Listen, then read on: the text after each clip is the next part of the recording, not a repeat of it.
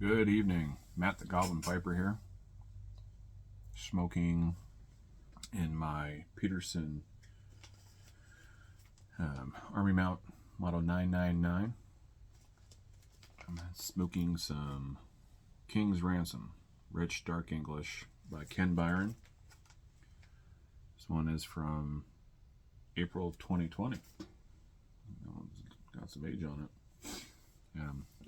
Just opened it. These bags are amazing. Well, it's Friday. Thank goodness. Been a pretty busy week for me. Hope you guys are looking forward to a nice weekend. I have to go to the dump. We replaced all of our recliners and our couch. So the old ones are sitting out here in the shop. Now I have to get them out of here so I have more room for activities. So, anyways, I wanted to continue on with part 2 of Poor Food, Tough Horses in the Owyhee Trails book. This is the second part. If you haven't seen the first part, I think it's the last video I did, so go check that one out first. I think there's going to be one more part after this. I think I can break it into thirds, but this is kind of a broad overview. This particular story in here it's kind of a broad overview of the ways of the cattlemen and ranchers between the 1880s and 1890s and onwards towards the dawn of the 20th century. So we're going to have some reoccurring characters, but introducing some more and kind of moving on in time. So without further ado, let us begin. In the late 1800s, the bull's head became so famous in many sections of the West that checks bearing that symbol or trademark were accepted readily as currency. These were probably the only checks in the history that were accepted as cash at government auctions. The man behind them was a living legend. His name was Heinrich Alfred Kreiser, who took the more American name of Henry Miller. Only once was Miller's check refused at such an auction.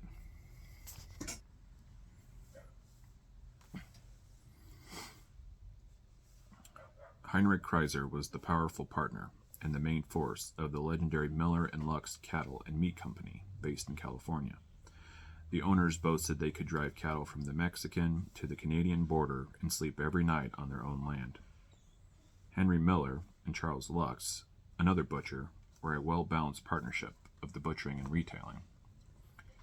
Miller was the field man, ranging restlessly all over the West and always striving to expand and strengthen his holdings. Lux, an Alsatian, could always get the backing, for he mingled with San Francisco's nabobs and enjoyed city life among the wealthy. In Malheur County, an ambitious rancher named Tom Overfelt wanted to make contact with Miller, hoping to interest him in backing Overfelt for expansion of his own holdings. He found much of the road land in the Harney Valley had been taken up, but there was good flat meadowland, about 2,000 acres, on the North Fork of the Malheur River. It was designated an Indian reservation, where the federal government had gathered remnants of the area's tribes and was trying to turn them into peaceable farmers, even working them at digging ditches and building levees. When the tribes revolted, the Indians broke off the reservation and went rampaging over the countryside, killing settlers and livestock, burning buildings, and running off the horses. They refused to surrender and were hunted down until most of the tribes were killed. That left the Malheur Indian agent with an agency and no Indians, since those still alive were moved to the reservation at Duck Valley. One day, down in California, Henry Miller was surveying his corrals when he noticed a good-looking bunch of steers with the LF brand on their hips. "Those are the finest-looking steers I've ever seen," Miller remarked. "Where did they come from?" The foreman said they were from Malheur County, in Oregon, and that a fellow named Overfelt brought them down personally. Let me see 'em, Miller said.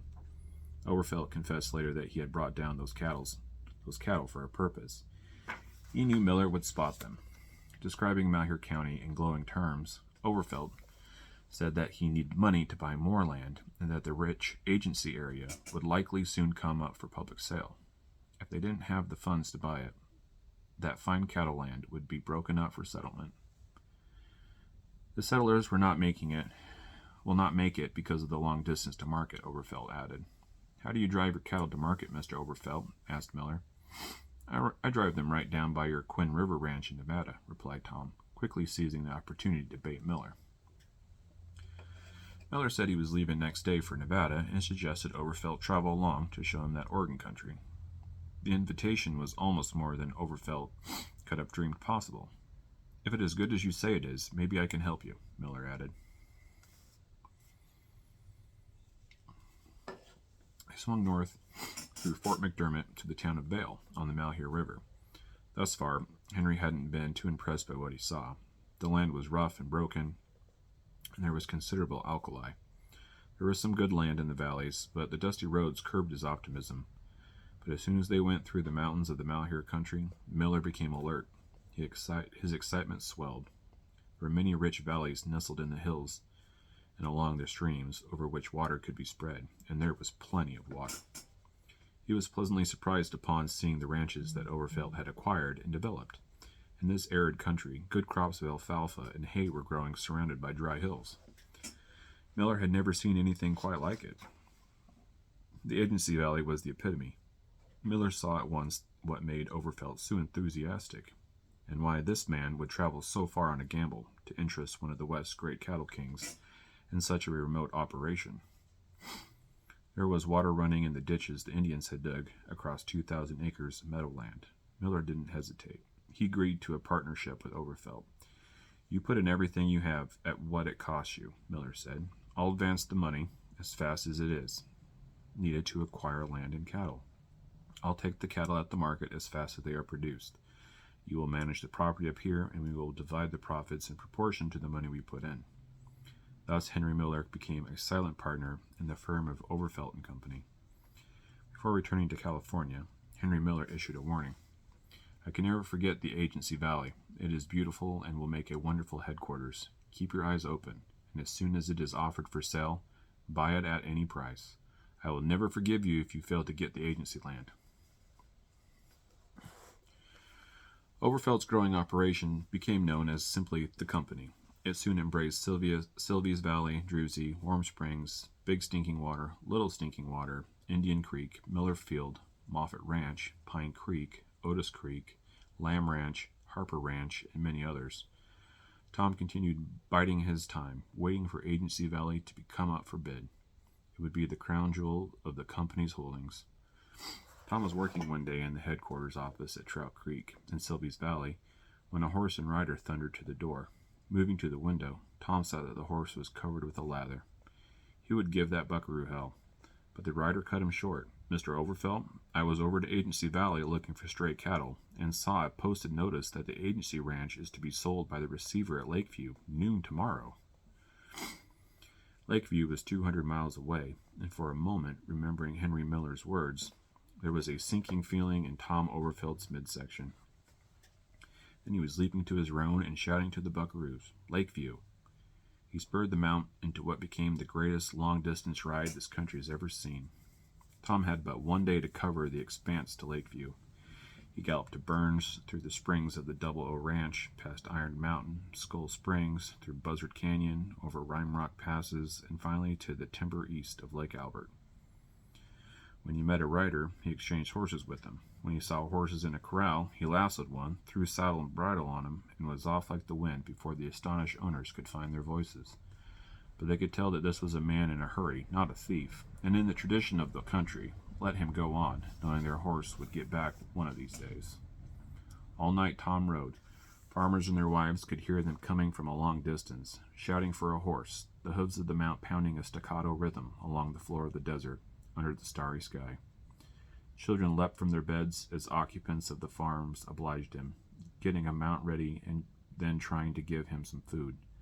but Overfelt couldn't stop.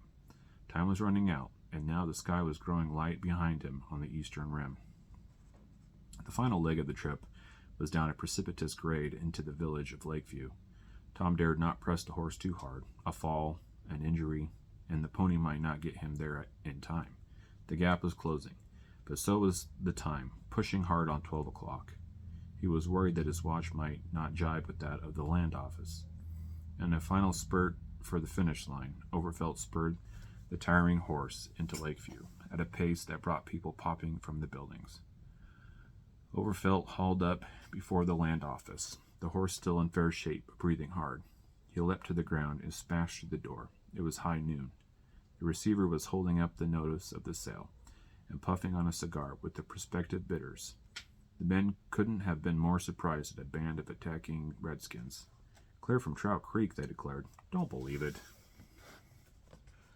Overfelt outbid all the speculators, for he had his orders. Then he pulled out his book for a draft on Miller and Lux for the full price of Agency Valley. The draft carried the familiar bull's head. In eastern Oregon, where currency and coin were sometimes scarce, and where people like Bill Brown, the horse king, wrote checks on shingles and chunks of leather, the bull's head was used as a medium of exchange, right along with federal money. It was coveted and never refused. But there is always a first time, an exception that proves the rule, and this was it. The defeated bidders challenged the bull's head, and the receiver, obviously in cahoots with them, echoed their protest. This is a cash sale, the land agent declared. You will have to pay in cash.